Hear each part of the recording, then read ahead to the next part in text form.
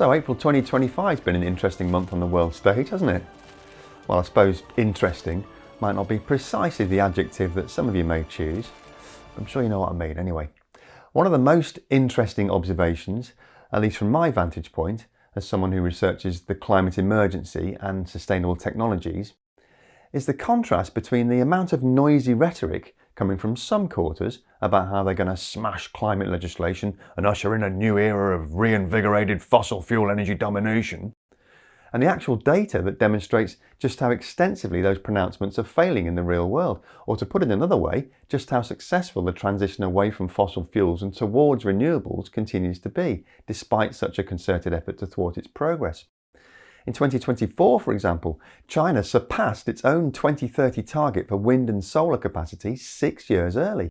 And yes, they've opened coal-fired power stations as well, but most of those facilities are either standing dormant or are operating at 50% capacity or less, effectively like peaker plants, just there as a worst-case scenario comfort blanket to ease the anxiety of backward-looking energy providers. Many of them will most likely be bankrupt and shut down within a decade.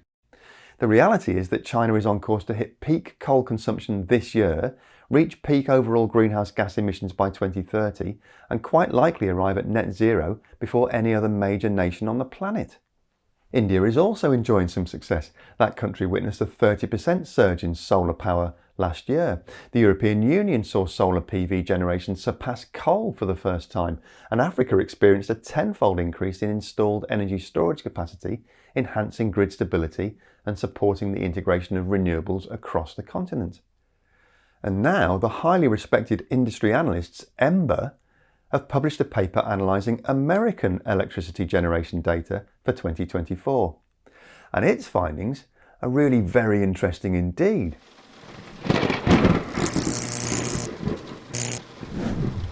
Hello, and welcome to Just Have a Think. I sometimes wonder whether it would be better, at least from the purposes of energy transition analysis, to ignore the central pronouncements of the US federal government and look instead at the efforts being made in each of the 50 states. For example, when Donald Trump originally, and rather dramatically, pulled the country out of the 2015 Paris Climate Agreement back in 2017, the United States will withdraw from the Paris Climate Accord. No fewer than 24 US states, representing about 50% of the US population and 60% of the national economy, publicly declared that they'd have no part in such nonsense and would continue working extremely hard to stay within the confines of the Paris framework. Those states, now collectively known as the US Climate Alliance, have steadfastly upheld their commitments to that goal, despite a Trump 2.0 executive order reversing Joe Biden's executive order, reversing Trump's original executive order, withdrawing the US from Paris. Confused? You won't be after this episode of... Anyway, that does leave 26 states that didn't join the alliance, one of which is the staunchly Republican oil-rich state of Texas. No pinko, commie, left-wing, woke pronouncements on staying within the framework of the Paris Climate Accord for our red-blooded friends in the Lone Star State, eh? Heaven forfend. No, just a quiet 800% increase in solar capacity installation since 2019 to go alongside a 50% increase in wind power and a 5,500% increase in battery energy storage capacity, ramping it up to 6,200 megawatts, with the state's energy provider ERCOT projecting that number to reach 16,000 megawatts by late 2025. And there are plenty of other red states forging ahead with very profitable renewable energy projects, providing highly skilled and well-paid employment for their citizens. So how did all that shake down into the data that the EMBER team looked at recently then? Well, let's just give you the most interesting headline right off the bat, shall we? According to US EIA data, in 2024, for the first time in US history, wind and solar generated more electricity than coal.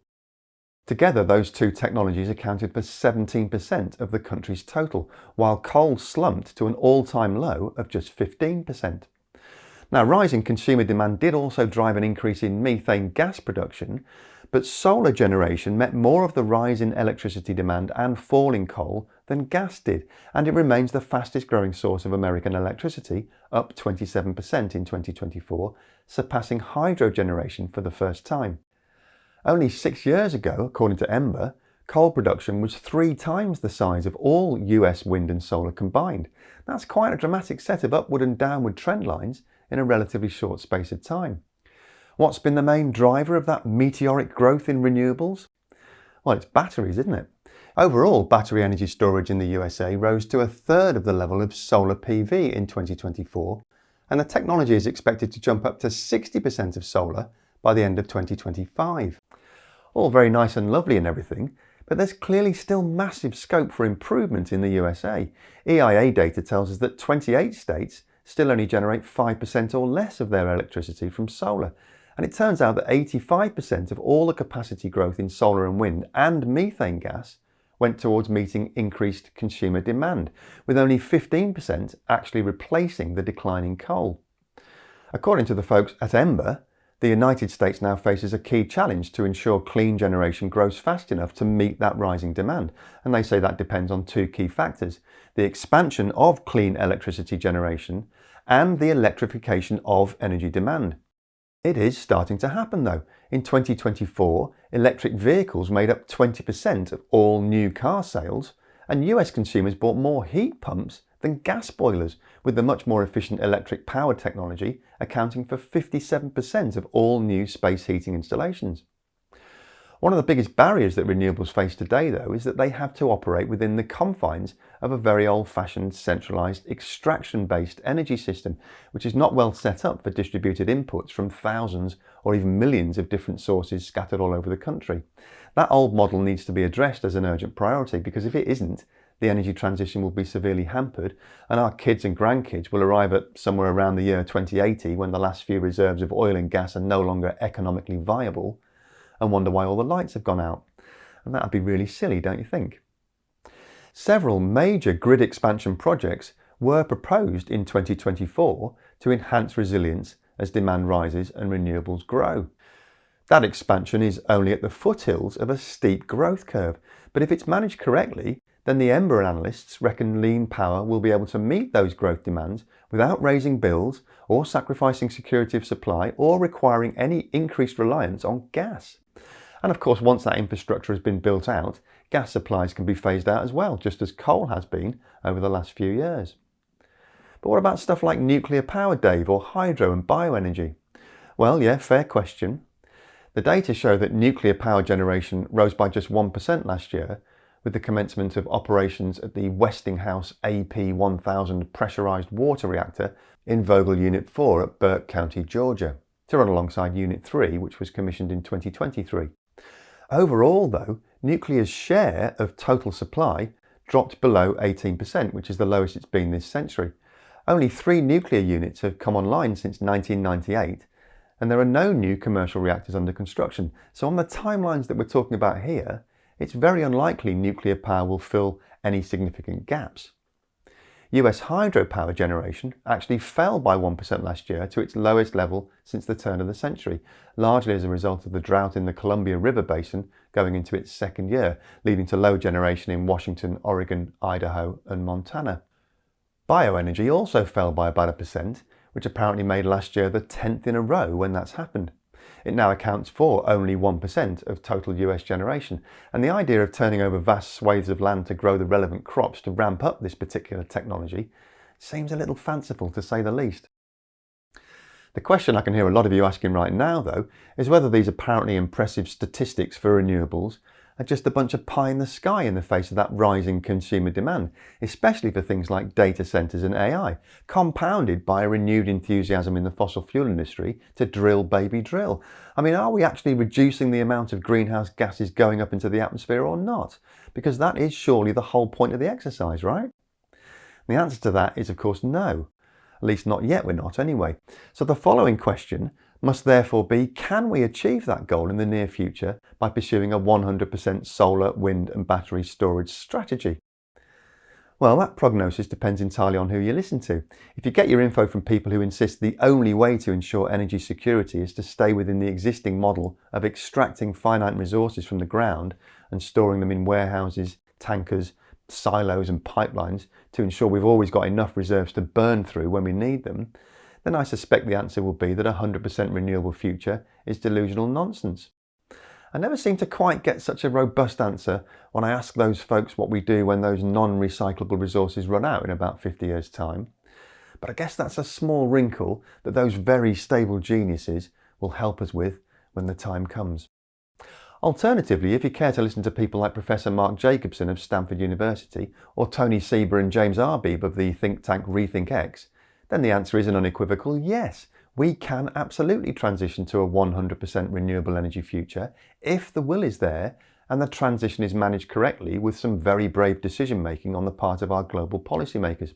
In fact, Tony Sieber and Jamie Arbib have just written a book explaining precisely how that sunny upland could be reached. It's called Stellar. And trust me folks, whether you agree with them or not, one way or another, this book will certainly capture your attention, as it did mine. That might be something we delve into in a future video. But in the meantime, if you want an example of how this sort of stuff has actually started to work out in the real world, then I can highly recommend jumping over to my friend Rosie Barnes' channel and watching her latest video all about the UK energy transition, which even features a cameo appearance from yours truly. And of course, if you just want to rant and rave and tell me what a dreadful person I am for even suggesting that a 100% renewable energy transition is remotely feasible and that I should really get in line with the great orange overlord's master plan, then do feel free to pop down to the comment section below and leave your thoughts there. That's it for this week though.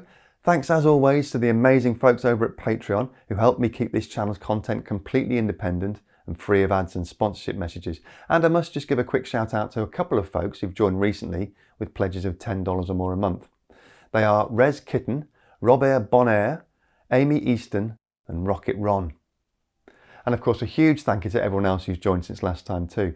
If you enjoy these weekly videos and you feel you could support the work I do here at Just Have a Think, then jump over to patreon.com/justhavathink to find out how you can join the team and have a look at all the exclusive perks you can get there, including a direct chat line to me, plus exclusive videos and monthly content polls. And of course you can really hugely support the channel completely for free by hitting the subscribe button on YouTube and click on all notifications so you don't miss any of the content. That's just a couple of clicks away, either down there somewhere or on that icon there. Most important of all though, thanks very much for watching. Have a great week and remember to just have a think.